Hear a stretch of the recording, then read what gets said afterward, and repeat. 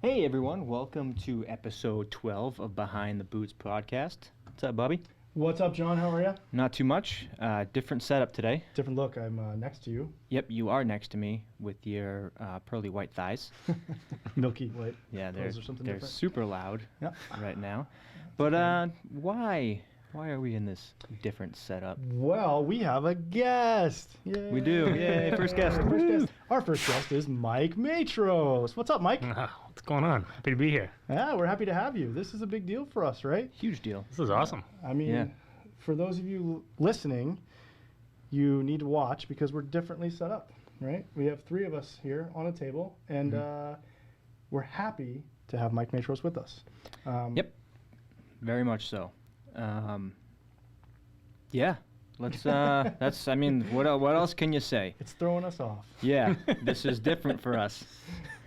But yeah. So you can follow us on Instagram and Twitter at BT Boots Podcast. Be posting the episode description as well. And as we like to do every week, we like to have a beverage with us because we enjoy being drunk. Well, actually, that's not the reason why, Nope. but it is No, something it is. we do like. Yep. But we, if you've followed the podcast for a while now, that you know the fact that these are stories about the military that really happen, what really goes on in the military, and most of those stories involve either drinking, or you need to drink afterwards, or you were drinking before the story happened. Yep. So that's why we do it. And we also like to showcase local beers as well. And this one is kind of near and dear to our hearts, as it is to Mike Matros' heart. Absolutely. It's from Wormtown, our Yes. friends over in Worcester, and this is their summertime ale. But we've showcased Wormtown on the podcast Hoppy. before, the Be Hoppy, right? Yes. We brought Mike on to the podcast for a couple different reasons. Although Mike's not He's better to look at. he is better That's looking for sure. across from me. Let's not get carried away. I'm not looking at Johnny, But- thank God. But Mike himself is not a military veteran, but he is a veteran of the fire department. He's a firefighter for quite a long time, and he's a huge supporter of veterans activities Absolutely. and supporting veterans charities and nonprofits, and we'll talk about that in a little bit. And Wormtown provides some support for him with the Heroes Cup. So that's what we brought him on to talk about, is the Heroes Cup. Yeah. So why don't you tell us a little about yourself, your background. All right. Well, the Heroes Cup Wormtown beer. We'll stick on the beer for a second. The Heroes Cup beer will be out in the tournament. You guys will see that in a couple of weeks. So they're actually making a beer just for us. That's awesome. Mike Matros. I'm a 15-year veteran of the fire department. I met Bobby, about 6 years ago, Bobby? Mm-hmm. I was holding a fundraiser, so I was running the marathon. So my fire department... That's the Boston Marathon, the most prestigious marathon Is in that our the area. 26.2? Yeah, 26.2 Oh, wow. whole Actually, miles. funny story about that one. It's the .2 that So- will get you. I had never run a road race before I ran the Boston Marathon. That's a good one. That's the one to So start the only with. way I know how to do something is to just dive in and jump big. And I went and picked up my bid number for that marathon, and he hands me the bid number and stuff. I said, "What do I do with this?" He's like, Put it on Wear a it. "Wear it." I'm like, "Where? Does it go on my front, my back side?" He's like, "Are you fucking kidding me?" He's like, "This is the Boston Marathon." He I'm like, immediately calls 911. He's Yeah, like, yeah, we'll just got get an imposter. ambulance. "Yeah." I'm like, Mile 2. "What's the big deal?" So the Boston Marathon was my first road race I ever run in my life. So I was fundraising for that, raising money for a fallen firefighter out of Boston, and hockey's what I grew up on. So when playing, having a fundraiser between Sudbury Fire versus Framingham Fire, Bobby actually reached out to me and said, "Hey, we have a group of veterans. If you want a lead-up game, let's skate." So we skated. I think where were we skating? Bedford. Yeah, it was Bedford. I believe, Bedford, the Edge. and then we closed the bar down. I remember them kicking us out Which is late as night tradition. hours because I think everybody was just having a lot of fun, and Yeah. it was very obvious, the camaraderie between guys we've never met. All were good friends because, likely respect for each other, and so that was kind of like a good caveat. And then we had the event raised like $25,000 in 3 hours. Oh, wow. Next year it was like, we got to make this a tournament. So then I stuck in touch with Bobby. Said, let's figure out how we do this. Let's make this thing a tournament. So first year I wanted to do something small. I wanted to do something like 16 teams, something just kind of get going. It wasn't that small. What was it, 54? Yeah, 54 teams I you believe had so. one? But again, Yeah. you said you don't want to just do it. Yeah, Just jump, just just dive jump right in head in. Yeah. first. So that was where the Heroes Cup was born. So And then at year one, the Bruins had an event going on at the same time. They had their NHL alumni game going. Yep. So that's their big fundraiser. They raised like $500,000 at that fundraiser. And we overshadowed them. Our first year, a bunch of guys coming in, they were pushed off to the corner of the rink and going through. And so after that meeting, that weekend, I should say, the Bruins came and said, who's running this? Because this is, one, a great event, but two, we want to help you. So they said that on Saturday. By Wednesday morning, I was in Bob Sweeney's office, and we had a deal signed and done by Friday. So they work quick. And then it was officially the partner with the Boston Bruins, and then that just kind of led to our growth over the next couple of years. That's awesome. It is pretty awesome. Listen, I think he's being a little bit modest on what it takes to set that up, having watched him do it for these past, 5 years in going through everything. But again, it was all because he wanted to run the marathon and he was raising money, so he used hockey to do that. And that which really, brought us into it as well, because it's your passion for fundraising is, contagious. And you can just see that by the level that the Heroes Cup has expanded and how, how many different charities that it touches. So what is the charity aspect of the Heroes Cup? So it's kind of cool. So one thing I liked about the Boston Marathon was how it was everywhere you look, people were having marathon fundraisers, whether they're bingo nights or pub crawls, whatever. And I was like, that's kind of cool. So it's one event. And, I'm looking at things as if you're doing something as a nonprofit and you're trying to raise all this money for your foundation, it's very hard because everybody has their own needs. And, but what I liked about the Boston Marathon, it's one really big event that benefits so many charities. And I wanted to try and keep that same idea. So we have our structure is our teams raise their team entry fee basically covers all their ice time, the cost and everything, and that's a small donation to the host foundation, Heroes Cup Foundation. Anything they raise above that goes to the charity of their choice. So we have teams, in fact, you have a couple teams playing for 22 with you guys that raise a lot of money. I mean, I think Will's over 25,000? I believe at closing today, it's like almost $26,000 raised. 26. Well, he needs to do it off ice because he can't do it on ice. That's what we always say. Hey, everybody's got a position, right? And exactly. That's a pretty big advocate. He's right a there. very tall, intimidating man. When he asks for money, you give him the money. Hey, it works. It's true. But that's a perfect example. Here's a guy who's kind of saw the model. He said, "Yeah, let's go," and now he's going to have a whole weekend, and then meanwhile that funds will go a long way. Mm-hmm. It'll certainly go a long way towards helping out. What you guys are doing, and times that by 90 teams, right? Yeah. So there's 90 teams out raising money, going through for different charities. So at the end of the weekend, one event, and then we'll end up writing 90 checks out to different charities. This team raised this much, and then we throw in surprise money and stuff like that too, and try and incentivize guys a little bit more.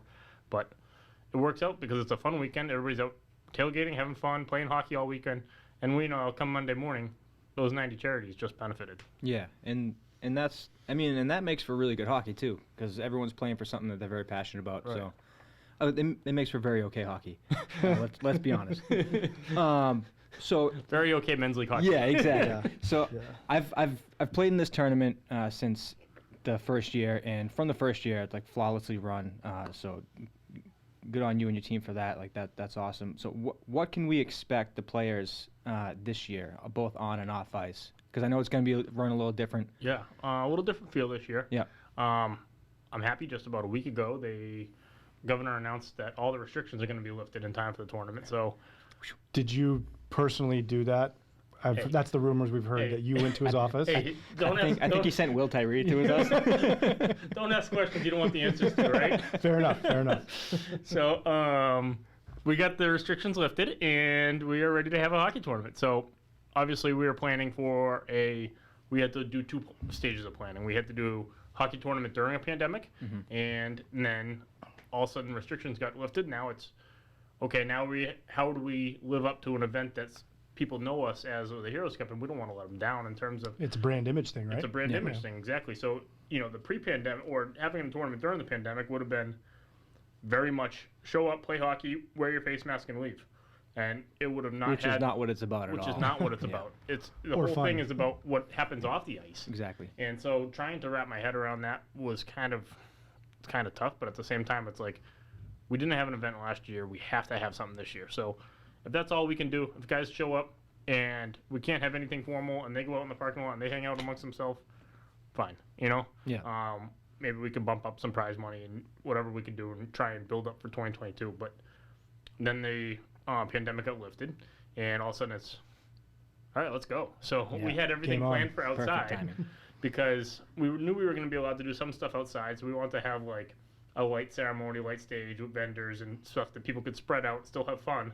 But there's no big groups or anything. But once that got lifted, then it was our main stage. We had brought in, we usually do a big production. We were supposed to have Gary Sinise come out this year. You know, obviously, because of the pandemic, he wasn't able to come out. Mm-hmm. So that entertainment void was kind of a hole for us. You gained us, though, so it kind of evens out. All right, that's perfect. Yeah. Working on my stand-up. So we ended up filling it. We put a call out to local band manager, and I had 7 like top New England bands. Oh, wow. I'll say, yeah, we can't wait to play for a live crew. So in one day's notice, I filled 2 days worth of full live bands all weekend long. Everyone's just chomping at the bit to get back at it. Yeah, exactly. Absolutely. So we have a bunch of our sponsors stepped up because they're so looking forward to in-person events. Wormtown ended up setting up a whole beer garden outside. They'll have a whole Wormtown environment. We have one of our sponsors, FirstNet, wants to run a beer pong tournament. Like, they're just really trying to embrace the whole weekend. All our sponsors are stepping up. They're giving us products left and right. Really kind of cool feedback in terms of that. Yeah. We had one of our sponsors runs the air ambulance. He's like, hey, let's just I'm gonna run the helicopter out of the tournament for the weekend. So they're actually gonna land the life flight helicopter at the tournament and run it all weekend long out of there. Friday night they're gonna do a flyover with the national anthem. Saturday they'll take some people up in the helicopter, take them for rides and stuff like. That's awesome. That's pretty cool. That is pretty cool. You know, they'll have I think it's going to be a very different environment, but it's going to be set the tone for future years to come. I think there'll be a lot more motorhomes. I think there'll be a lot more tailgating environment where everything's outside, but guys can sit and tailgate at the car and listen to a live band all weekend long. It's pretty awesome, too. I just want to kind of go back to Wormtown, right? So you mentioned earlier they're doing a special beer brewed just for the Heroes Cup tournament, right? Yep. That's pretty legit, right? That's Pretty why we awesome. love our local beers. For Wormtown to do that, that's pretty awesome. Does it have a name? Do you know? Is it named, or is it just like the Heroes Cup Brew? Or I think it's the Wormtown Pale. Oh no, not the it's the Heroes Cup Pale Ale. I think it's gonna be like a pale ale, some 5%. so I can drink massive amounts of it. Yes. And, okay. Yes, sir. And Well, that's what it's all about at That's a what it's- hockey tournament. That's what it's all about. Volume. Perfect. Volume. Yeah. So I haven't tasted it. They were actually all the cans were getting printed today, so they're supposed to send me some videos. That's and really cool. Some, That is pretty look at legit. that, but Yeah, that is legit. it'll be at the tournament, and then they'll also be selling it in all the local alcohol stores, which beer stores, well, the ones they're affiliated with. So they'll send us a percentage of the sales back, which is kind of That's great. awesome. You mentioned a little bit when we were talking, and on Johnny's question, the growth of the Heroes Cup, right? From where it went from the beginning, when it was literally firefighters playing firefighters to raise money for your bib, to provide support for firefighters, fallen firefighters, into what we know the tournament is today. And for those who don't know about the tournament, the scale, I can't even explain it. To go from the one-day event that you had to the first tournament which had 56 to what originally was supposed to have 110 last year, roughly 120. because of COVID, right? 120, and if 2020 happened, we would have been at 120. Yeah, and that's because of this is not just a local tournament. This is teams from all over the world coming in. I know that we played against Marines who flew in from Okinawa, Japan, the first year. You had multiple teams from Canada, including a First Nations reservation fire department team. I know was coming down too, which I was excited to see that. But we also had a team from UK. We had a team from Dublin. Oh wow! So some really cool international travel coming in. So that's so exciting for me to think about what's in the future. But what do you see for the future of the Heroes Cup, and where do you want to take that, both from the tournament and from your foundation wise as well? I think our long-term projection prior to the pandemic was obviously want to have Heroes Cup in different cities, and we want to kind of expand. And we started to have that conversation with a couple NHL teams, Tampa Bay Lightning, Nashville Predators, and having a Heroes Cup in different locations and kind of growing that footprint. And ultimately, Heroes Cup Boston, because of their arena size, would always be the home. So if someone won a smaller tournament, say in Tampa, they would get free entry to Boston, that kind of thing, and feed that, kind of keep on the Boston Marathon mentality as like a qualifying race, qualifying event. That was pre-pandemic. Now, obviously, I think our focus this year is building that brand back, becoming to the point where staying local, keeping on our roots, and saying, all right, this is what built this tournament. This is what we're gonna build on. So let's get this year right, and then we'll start going from there. And what that long term look like, I hope we can get back on track to that. But this year I'm just hoping to have that brand and people walking out and saying, this is the best tournament we've ever played in. So we always talked, Bobby, you're part of many of those conversations when we were planning the tournament. It was not, I want to plan a hockey tournament. It was the hockey tournament. Right. So I want to try and make sure we maintain the status of the hockey tournament. Yeah. I think that's something that the listeners, the booties, should understand. I hate that so much. I do hate it too, but they wanted it. They wanted it. They wanted That's what it. we call our listeners. We call them the booties. Booties? But that's because they I wrote wish- in and I said wish- that. I wish I we wish it didn't. wasn't, but I wish they picked something different, but they picked it. So what the booties need to understand is, like Mike was saying, is that the Heroes Cup tournament Boston is actually played in Marlborough, Massachusetts. Yep. And it's 8 full-size rinks under one roof, which is hard Bananas to explain. huge. Yeah. Banana land. It's kind of hard to explain what that huge. looks like until you actually walk in. And I remember when they added the 2 rinks, we had to put maps up and like arrows on the floors to be like, turn like rink 8. I still need arrows, by the way. So please if you guys jump could do on that again, the it'd be walking great. tram. Yellow tape. Oh, you're on rink 7. Follow the yellow tape around the corner, like you're going to Mass General Hospital. Color code it, yeah. Exactly. So that's the scale that I think people need to understand, and it is in, at least in my opinion, in my humble opinion, the tournament, right? It is the tournament. It is pretty epic, and the fact that it's not just first responders, it's anybody under that realm of a first responder and military. So active duty military teams, veteran teams, police, fire, EMS, corrections officers, even you even let the Coast Guard in, which is great. So we really appreciate that for them. That's great. It's the first time they get butter. Is at the with the food court, they give butter out there. They've never had it. Coast Guard's never had butter. So it's a long story. It's a long story. You gotta be careful about where you keep your butter. It's true as well. But no, it's great, and I like that it is. You don't you a lot of times it's always fire with fire, police with police, military with military, and then the closeness of how those groups really are and the likeness that they really have amongst their jobs is incredible once you start really peeling back the layers of who they are. Oh, absolutely. Absolutely. I think me and you talk about that all the time from like a PTSD or mental health initiative kind of thing is one of our initiatives as a host foundation. Those similarities are all, very much mingled with each other. And, to get everybody together, it's just a natural resource to say thank you, Yeah. And it is something that, like, I know for a fact that a lot of people look forward to all year. Mm-hmm. Yep. Mm-hmm.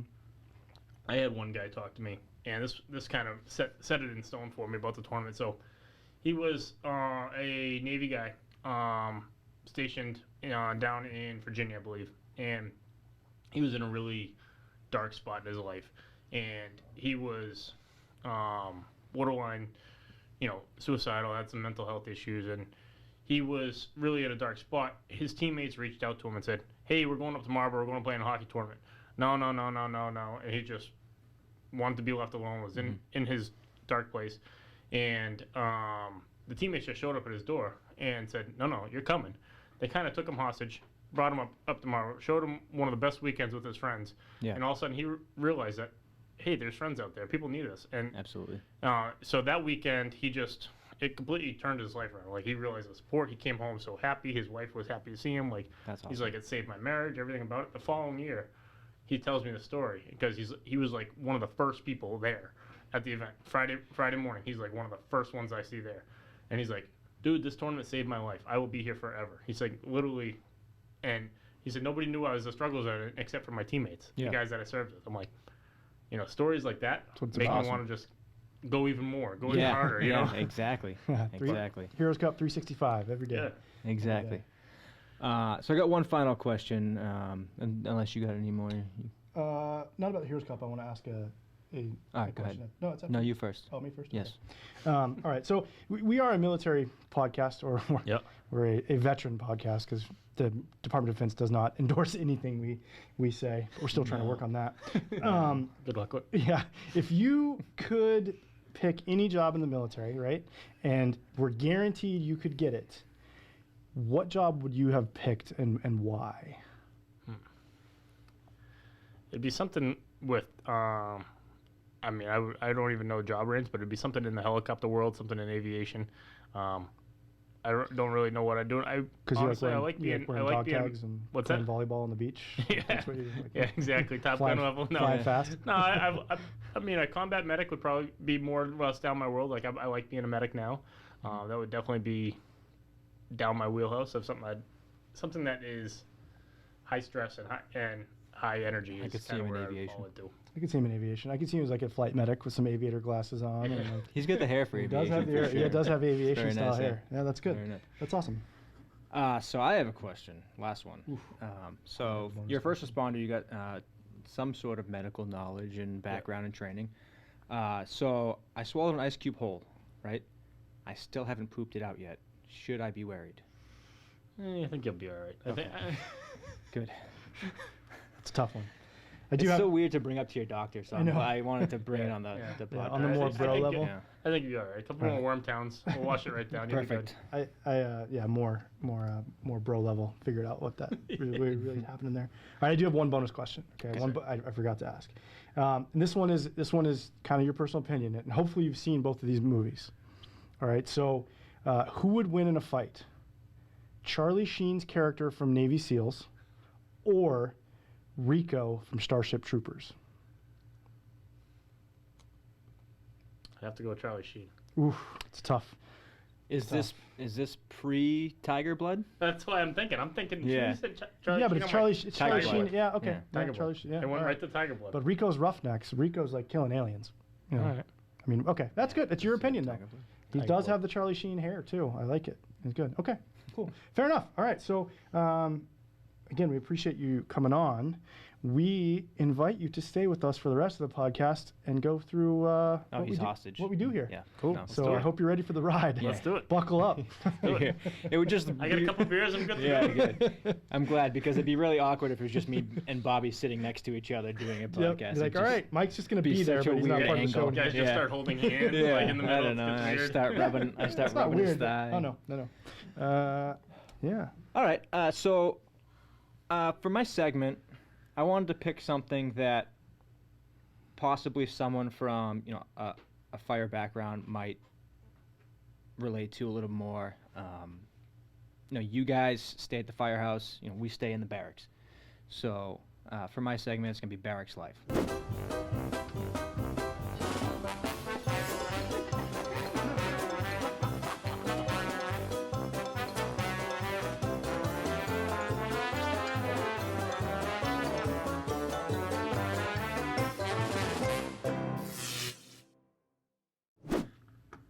Okay.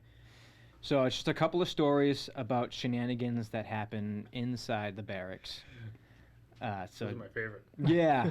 I don't know if they will be afterward. Okay, first story. No shit, there I was, Fort Drum. I was smoking a Newport one night in 2009. Out of the corner of my eye, I see a second-story barracks window fling open. A prosthetic leg goes sailing out into the knee-high snow. Moments later, a one-legged girl comes hobbling, frantically searching for it. I tried to tell my buddies about it, but I couldn't speak because I was crying so hard. And that's it. I lived in Fort Drum. I lived in those barracks. That's what you do up there. Were you on the second story? No, I was on the first floor, so I would have seen it come crashing down. Yeah. I wasn't on the second floor. I was on the first floor on River Ridge Loop. That is, that's kind of rude. Well, Right. So we talked about this before, though, is like when we talked about like having CQ duty inside the barracks, and you're only allowed to have not even significant others, just members of the opposite sex in your barracks room. If you pay for it. No, that's frowned upon too. Oh, but that must have been it. during certain hours, and you have to sign them in. Yeah. So this was probably a case of the young lady. I'm assuming she's a young lady, was not signed in properly, and then there was a CQ check going on, and someone knocked on his door, and she had to leave, and that was the only way that it was going to happen. And Yeah, but the thing is, that can't be right, because he threw the leg out the window, and then she came hobbling out of the door. She didn't come hobbling out of the second story I window thought she came out as the well. window too. Yeah, I don't listen No. very well, Mike. It's Yeah. I'm already trying to. This is a constant me reading stories and then having to re-explain the stories to Bobby afterwards. because I was stationed at Fort Drum. Maybe It's all right. the picture instructions next time. Yeah. Yeah, exactly. Yeah, See? yeah. This leg.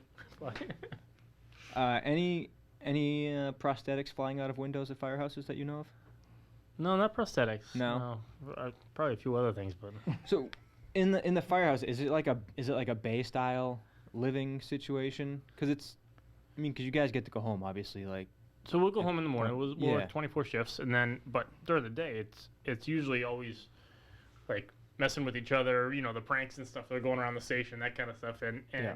we'll eat dinner together every night. Guys have their own bedrooms and stuff, but we'll eat dinner together every night, and you're usually during the daytime you're out messing around with something down on the floor, and then or training or whatever. And then nighttime you're up, playing video games or whatever, just to pass time. yeah, for sure. Interesting. Do you have to? Do you like split a bed with someone when they're not on shift? Like, do you guys like? Yeah.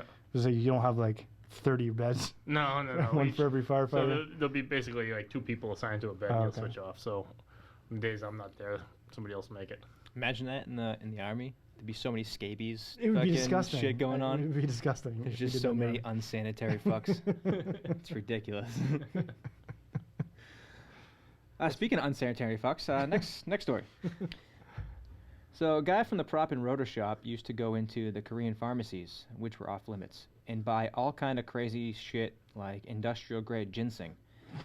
Then he was getting other pharmaceutical items from other places. His roommate was this goofball E5 who was new to the unit, maintenance team leader. Easygoing kind of butterball guy. One night, the door to the room flies open and E5 backs out into the hallway in his skivvies, saying, "Dude, what the fuck?"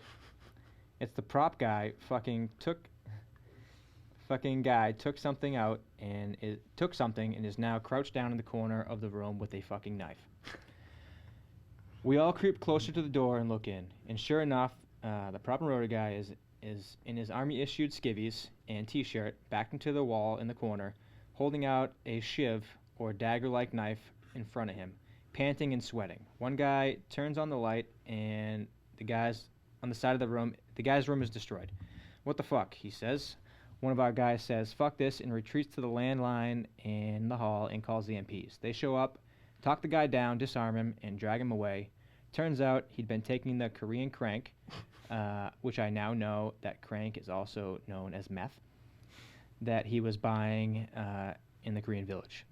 So we never saw that dude again, obviously. So you'll learn from us that we also don't know how to read in this podcast. So that's it Yeah, for it us. doesn't. It is tough sometimes. Yeah. I mean, I told you we could do a whole fucking podcast on Korea stories, right? Oh, Yeah. sure. Missing teeth from Korea, okay, or parts of teeth. Pieces, Prove it. Pieces of teeth. Don't prove it. Sorry. Yeah, I love the barrack stories, right? Yeah. But doing meth in the barracks in your skivvies, your brownies. Well, you're not gonna do it fully clothed. No, why would you? It's No, you hot. don't do meth It's fully fucking clothed. hot. Everyone knows that. It's hot. Yeah. What's some of the craziest firehouse prank stories? Unless you've got guys doing meth in the corner. Well, not that I know about, anyways. That's for the more bigger cities, like that's Yeah. like New York, Atlanta, Yeah. Chicago.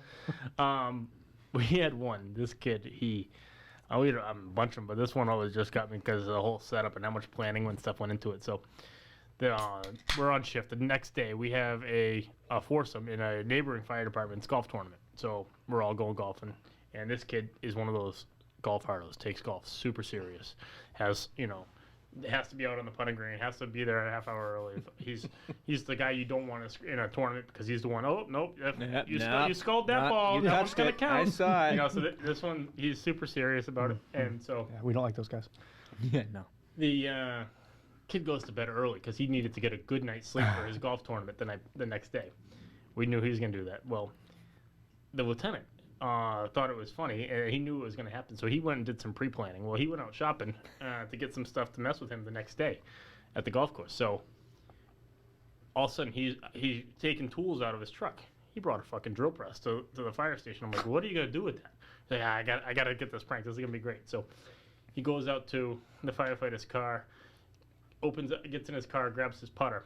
All of a sudden, he takes out this big, ginormous freaking black dildo and puts it in the drill press, drills it out, hollows it out, regrips the guy's putter for him, completely regripped it. So then he goes to sleep, and this took us like probably 4 hours on the apparatus floor, just making this thing meticulous, you know, and put it back in his bag in his car. The guy had no idea.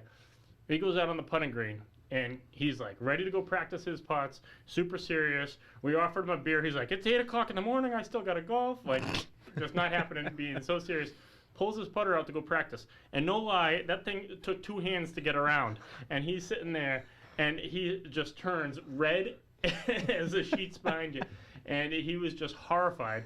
And he played golf 18 holes with this big, ginormous, black, veiny cock. Best round of his life. It's actually made him better. Everywhere he went, everyone's like, let me see the club, let me see the club. He was like famous for the club. Oh, man. He ended up auctioning it off at the end of the tournament. Oh, really? I'm sure some girls like, I don't care what it costs, pay Yeah, for that. yeah, I want it. that now. Yeah. Yeah, that was one of the more carefully well-crafted Wow, pranks I've ever heard. That was awesome. It's so funny that it was an LT that did it to a lieutenant. Yeah, but that's the thing. Is like I don't think that fire officers are probably the same as I feel like they officers. should. I feel like they're more responsible than a lieutenant in the military. Yeah, yeah. How long does it take usually to become a lieutenant in the firehouse? At least 10 years usually. Yeah, see, they're way more responsible than a regular lieutenant. Yeah. Yeah. That's why he had a drill press. Yeah. That's a good one. He's Mike. been places in life and shit. Yeah.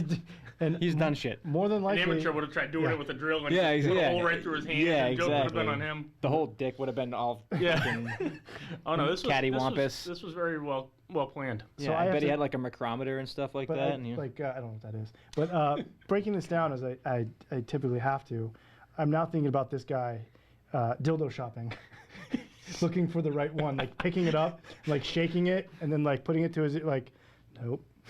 It's got to have the right weight. Yeah, It's got to have the right he's just sitting there, texture. like, Did it have the holding- balls on it too? No, Oh, because that He's would have like been holding it, hilarious. like just swinging, like, sir, can we help you, sir? And he's like, nope, just No. shopping. I think Just it was the veins that shopping got for him. dicks, You know, yeah. he's like needed something. That's like kind of grip. It's Yeah, grip. right. He you wanted know? the grip. Sweat. You're sweating. It's hot. It's golf tournament season. That's good. I That's a good mean, one. that makes sense. That's a good That one. makes Would you say are pranks common in firehouses? I mean, is it? They have to be, right? Like, You know what? They were when I started. They're dying down, and now everybody's on this, so nobody has time to worry about their pranks, Yeah, right? everyone's like, check which out is this kind of sad Instagram because like video. that's one of my favorite parts of the fire department. Yeah. So they're definitely dying down, or they're just getting weak. People aren't putting that much effort into. I was gonna now. say, because like you said, it took 4 hours to do that. Yeah. That was probably like the funnest 4 hours. Oh yeah. You know what I Oh mean? yeah. We were all belly laughing as this kid's sitting on his pillow, getting his good night's sleep for his golf Yeah. tournament the next day. So you know. brilliant. It's brilliant. But- Fucking brilliant. Yeah. No, there'll be That a is lot perfect. of pranks done, but they're all like quick amateur ones. One guy left his Facebook page open, or no, he left something open, so he changed it. It was funny, but then the other guy got back to him and said, "Oh, you're funny." He took an ad out on Craigslist. Free Bruins tickets for the Stanley Cup. First one, best Chewbacca voice on my voicemail wins Stanley tickets. Just leave a voicemail, and I'll have your number, and I'll call you back.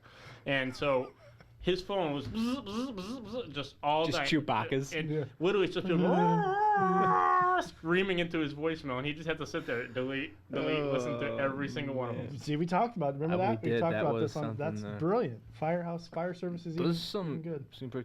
So I mean, military members, you gotta step it up. I You gotta know. step it up. Seriously. I haven't seen one dildo prank.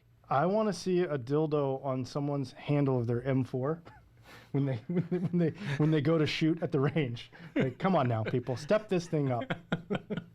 Like the pistol grip. Yeah, Yeah. like on like the first sergeants. Come on. That's true. Just right down the barrel. just that's what you're looking through. The scope. Scope it. I mean, guys, we've given you 3 here. Okay, it's in Okay. your hands. As Literally. long as the dildo is close to his face when he's Figuratively shooting, and literally that's, in your yeah, hands. in his hands or fist. Well, speaking of dildos, You got something for us, don't you? I do. I can't wait to see how this segue is going to go. Yeah. So We're not good with segues. we're not good. here, no. Well, we usually are. When we hit the good ones, John's like, "That was a great segue." If it's good, I'll call it out. He'll totally fucking ruin it. It doesn't ruin it. It highlights it. Okay. Well, I asked you a question earlier, and it was kind of a lead up to Yeah. this.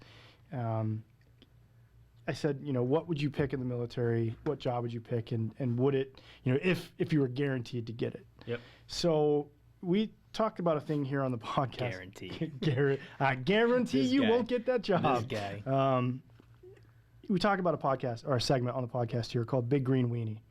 And I'm sure Which is not a grip for a putter. it is not a grip for a putter, but I'm sure you probably have something similar in the fire service. It's just basically when the service itself fucks you over. We call it the big green weenie in the military because it's like you're supposed to go on date night and then you have to work you can't get out of it. Or it's more like someone loses a piece of equipment and now you have to spend the next 72 hours back in the field trying to find it. Uncle Sam's got a huge hog, and he loves to use it. So we call it the big green weenie.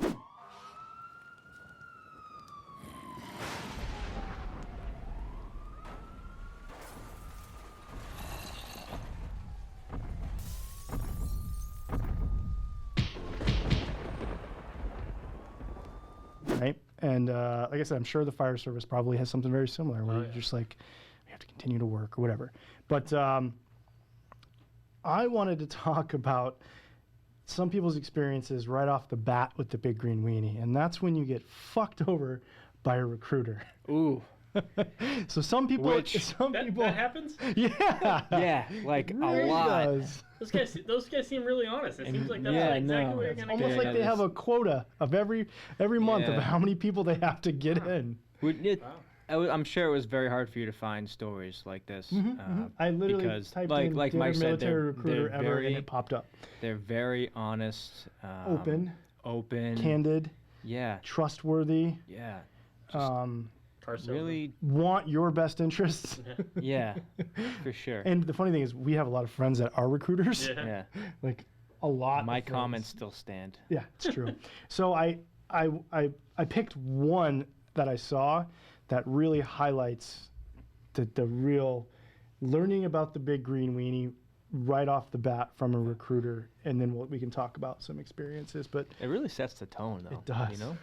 so I said the question was asked on the internet: have you ever been deceived by a military recruiter? And everyone was like, nope. yeah, no, what are we talking about? This one was absolutely yes with 3 exclamation points. On my ASVAB test, my highest score was for administrative professions. My junior and senior in high school, exactly. Hope you need those kinds. Excuse me. My junior and senior in high school, I excelled in accounting and word processing. Okay, so this was in the 90s. So a word processor is like an old school typewriter. Okay. But after a Like typewriter, for before a words? computer, yeah, processing, like typing, but it's like Anyway, Google it. Was there internet? No. Okay. I was able to type over 70 words per minute and really enjoyed the subject matter. I envisioned the Air Force as a very high-tech, cushy career that involved the possibility of becoming a pilot and flying high. My other score was for medical, and I also scored well for the mechanical portion, which would have been carpentry, plumbing, heavy equipment operator, HVAC, and other associated professions. This was back in the summer of '92. So when I went to talk to the recruiter at the Cleveland MEPS building, he asked me, and I quote, "Why would you want to do a titty job?"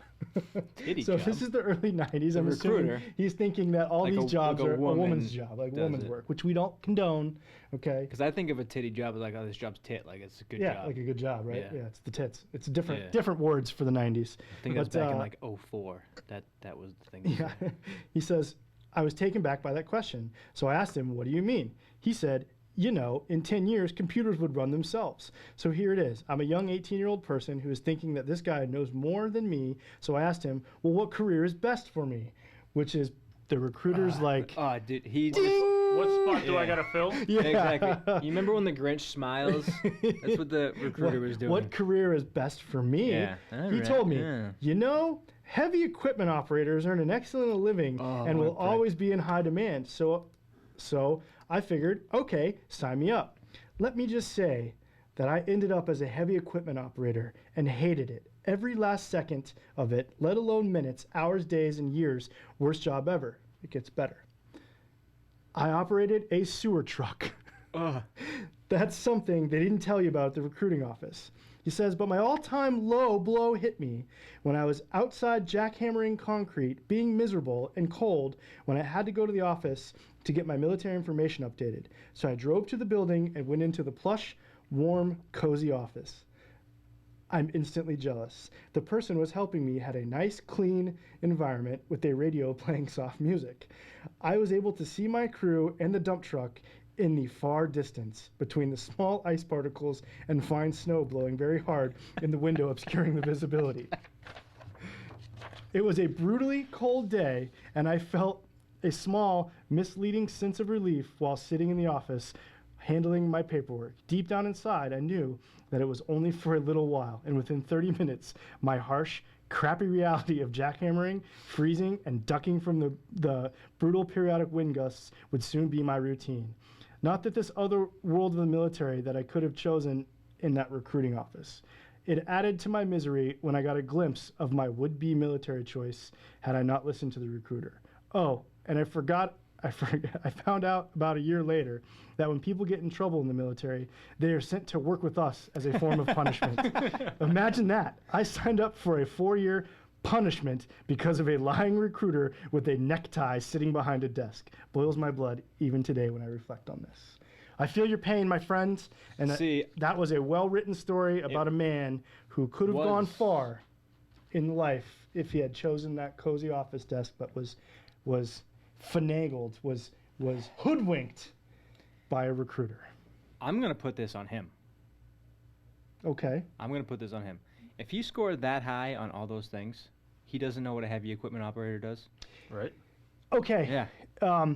But do you ever think that a heavy equipment operation would be a fucking gut truck, a honey wagon? It's heavy.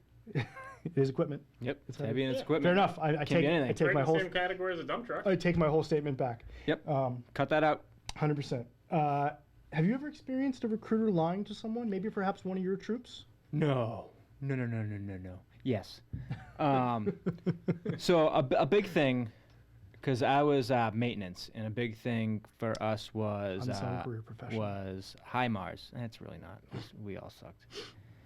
HIMARS, which is rocket systems on the back of the trucks and shit like that. So they would bring these, privates in on the promise of, you get this MOS, then like you can shoot up the ranks and all this shit, like warrant officer, like So you'll fast. get E5 in no time, like you can go warrant like in this.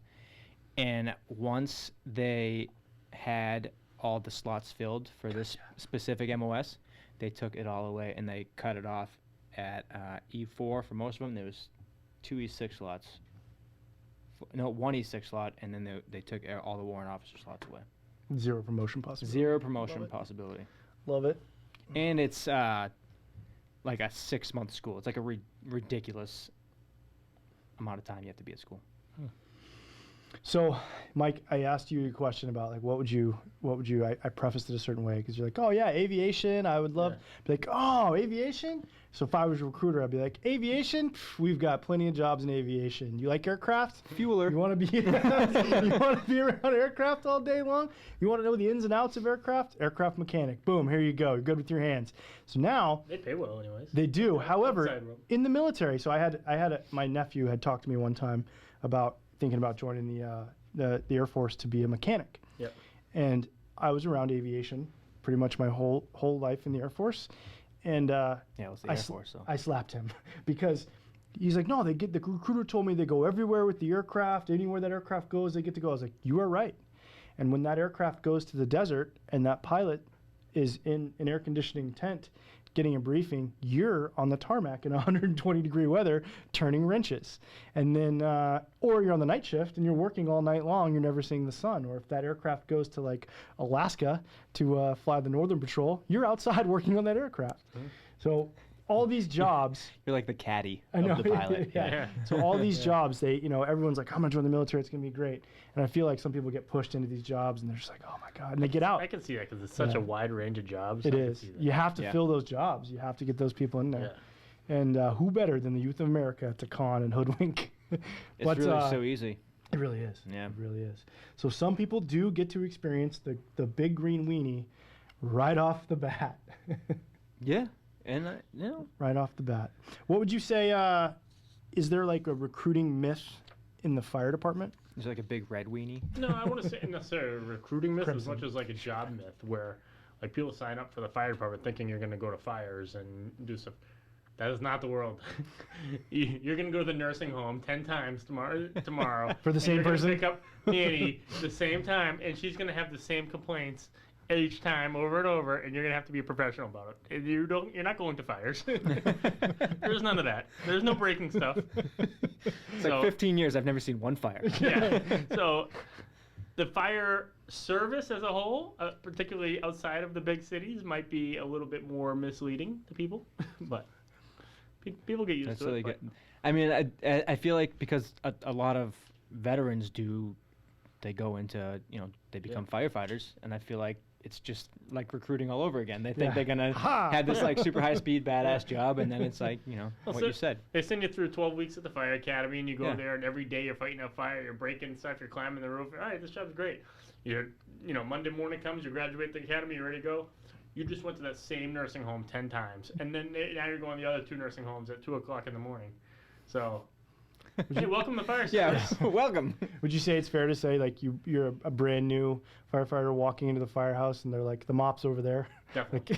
Like, go ahead. Like, damn it. Never escape the mop, right? Here's the back of the ambulance, and here's the mop. Those are the only 2 things you can learn at day 1. That's all you get. He's like, I was in E7. I took. Oh, that's great. Yeah, I took troops into battle. That's awesome. Yeah, the mop closet's right over there. Yeah. You have to shimmy that. Yeah. No. And That's can you get the turn it on? dishes done before dinner? That'd be great. Thanks. Yeah. Well, are you a good firehouse cook? I love cooking. Yeah. What's a firehouse staple? We do a lot of like normal, healthy dinners, but then on weekends I like breaking out the smoker.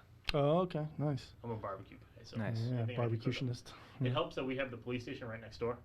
So they're usually be hauling in somebody in handcuffs, fighting with someone, and they just happen to get the smell of the smoker coming across their nose. Oh, perfect. I was gonna say I wasn't sure where you were going with that. You're like, Yeah, we're smoking stuff like bacon, No. pigs, No. and we have. I was like, all right, cool, that's it, whatever.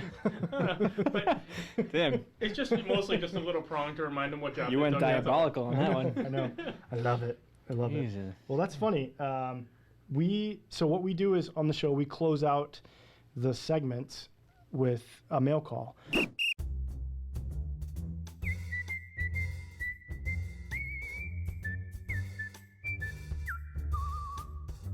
And basically we have people that write in and give us stories that are actual stories from our listeners about stuff. And it's funny because this one is about police. Nice. So Yeah, you want me to read it? Yeah, go ahead. Yeah, I did so well reading the other things that I had, perfect. I so wanna I'll hear read your this one as sweet well. voice again. So permanent party members at a base in the Pacific Northwest decided it would be funny to pull a prank on an MP at a gate one night, so they decided to kidnap the MP, hogtie them, took them outside the guard shack, and then proceeded to pretend to be the MP by performing the MP's duties for him. The gig was up when the shift supervisor came to check on the lone airman and did not recognize the said MP at the gate. That was sent in by Anonymous, by the way. I love this story because there's no backstory to it. I know. Like, did they have an interaction with this MP at first? Like, Why? was it someone they Just some didn't like? random dude that Or you was it, just just some talked to? random Yeah. guy who was just really just trying to do his job, to the best of his got ability, tackled. and then he got tackled and hogtied and kidnapped, which is a federal offense, by That's the a way. bad day at work. Yeah. There's quite a few felonies Yeah. in this story. I can understand why they're anonymous. I don't know what the statute of limitations is on these things, but Unless this Anonymous was the MP. so they're trying to make it like, oh, it was me. And this is this is the way of them, processing their This is ordeal. their therapy. Because they were fucking Yeah. kidnapped. And they This is their therapy. They have yeah. no idea what the lead up was. Yeah. They have no idea why you were kidnapped. That's It's a good Yeah. one. There's a lot of felonies in there. There's a lot of felonies, and it's just so weird the things that come to your mind when you have nothing to do. Yeah. And the fact that so these are the kinds of things that and I'll be honest, it was what dudes think about when they have no time or when they have so much Dudes time and on their gals. hands. Yeah, but I would think about this. I don't think a group of girls that are just like hanging. I mean, they are diabolical too. I've watched a lot of Pornhub, and it seems to be something they do a lot. Okay. Anyway, so what I mean is you get like a group of privates together, and they're not training. They're hanging around. They're like, you know what? We should go fuck with that MP. Right? It doesn't cross their mind that that's a law enforcement agent. Yeah, And they're that- just like, that's another Joe. Yeah, it's another Yeah. Joe, and he's doing his job or her job, and Yeah. That's like probably the only time you'll ever see that story and not hear like Four soldiers were shot. Yeah, their sentencing date is this, or it's like whatever. It's like they got an Article 15 or like a counseling, or they were never caught. yeah, You know, that they realized that They the jig was escaped. up, and they just left him hogtied where the fuck he was, just ran and then ran away. Some away. random person just finds them. Yeah, because I mean, they're either dressed in civilians or dressed in uniform. Either way, they're not going to pick you out No, anywhere. all military people. It's look really the alike. perfect crime. It really is. So if you guys want to go kidnap your local MP and send us in the stories, we'll welcome Or a them. video. Videos would be great. Although we're supposed to say, aren't you supposed to say like at the end of like ridiculousness or like No, I want them. I Like- want your videos. I do want. not send any. Our producers Yeah, will not no. review these. No, that's No, not. our a thing producer here, probably yeah. would review it and then Yeah. turn you into the cops and be like, "This is hilarious. Now here you go." Yeah, we'll definitely air it first. Breaking news, hard hitting. I'm not gonna sell you out. I don't know about these two, but hey, is what it is. So that was mail call. That was mail call, and Yep. that's the show. That is the show. Um, but before we go, Yep. I was driving in. I happened to pass by the red line truck. I The want little you, one? Yeah. So what's red line all about?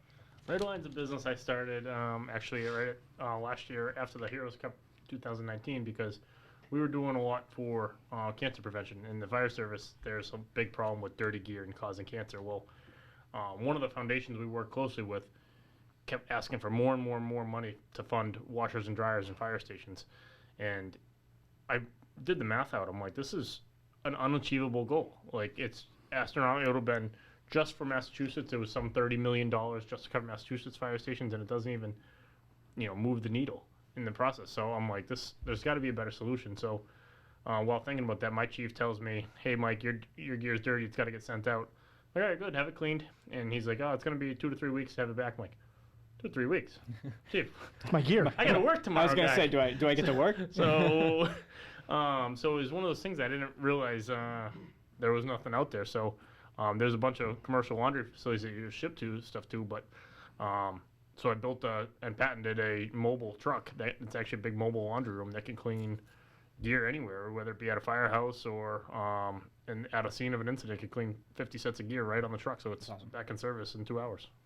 That's awesome. So I mean, you kind of like we were talking about before. You dove right into it. You see a problem, and it's a real legit problem, and you find out a solution. So it's really great.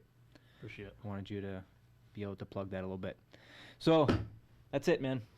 Yeah, I want to say, Mike, I'm Thank you. really happy that you were able to be here for our first guest. Yeah. I'm honored to not only have you as a guest, but to know you. Like I said, I think you're selling yourself way short on some of the stuff that you do and you've achieved in a very short amount of time, not only with the Heroes Cup, but with all the charities that the Heroes Cup supports and provides support for. Mm-hmm. And I think we touched on it earlier, just the way that people look forward to the Heroes Cup. Oh, So for sure. you're taking on, cancer in the fire service. You're taking on, mental health in the first responder and veterans and active military community. You're still actively serving as a firefighter, protecting your community. Like it's fucking amazing, and it's awesome to see that, and I really do appreciate that. I'm looking forward to the Heroes Cup. I've looked forward to the 100%. Heroes Cup. I can't wait. So happy it's happening this year. So I excited. can't wait to fucking slam a Heroes Cup Wormtown brew with you. Yes, And I appreciate you coming on, man. I really this is appreciate you great. hanging out with Yeah, us and thank- telling us some funny stories and I hear some and whispers diving that in. there's going to be a live version. Oh, well, God, yeah. he's plugging it for us. Should I have not said something? No, Sure, that's I fine. appreciate that you did. Yeah, so Mr. Matros has spilled the beans, right? So basically this Heroes Cup, we're going to be live. Yeah. We're going to be doing our show Friday from the Heroes evening. Cup Friday evening, and which is why we wanted to have you on, because we want this episode will be dropping right now when you're listening is basically 1 week from the start of the Heroes Cup. And we're very excited to be live there. Come by, grab some swag, grab some stickers. Yep. We'll have more information about it. Yep. Next week. Yep. But yeah, we will be there, and we'll have some stuff for you guys, and it'll be a very fun time. Last ally question. Heroes Cup family friendly this year. What's the deal? Yes, spectators are allowed. Perfect. That's what we wanted to Family hear. friends are welcome. Yep. Our one listener asked me that to ask that question. He is so- welcome. We'll even give him a free pass. Oh, look at that. Well, he's playing. So That's- we'll give that's the great. person he's bringing a free pass. He's got a fundraise. Yeah. We'll give him the gift of being able to fundraise. Not The bringing gift my of family. the gift of Party fundraising. time. Yeah, mine will be the Wormtown family. But thank you again, Mike. Johnny, problem. Thank you so much. thank you always. As always, Big You're Dick welcome. Nick, thank you too. Yes. We can't do what we do without you. We could, it just wouldn't be anywhere near as good. So if you have I any couldn't stories, do it without him. I don't write know 'em about in. you. thanks. Yeah, to write in the stories, visit us at wilcomediapro.com/BTP podcast. That's where you can submit your stories. Or if you want a segment for us to talk about, if you have suggestions about that, just write shit where it says write shit here. And that is the show, everyone. We'll see you next week. Word on the street is Mike's playing goalie this year for the C team, For what C team? his C team.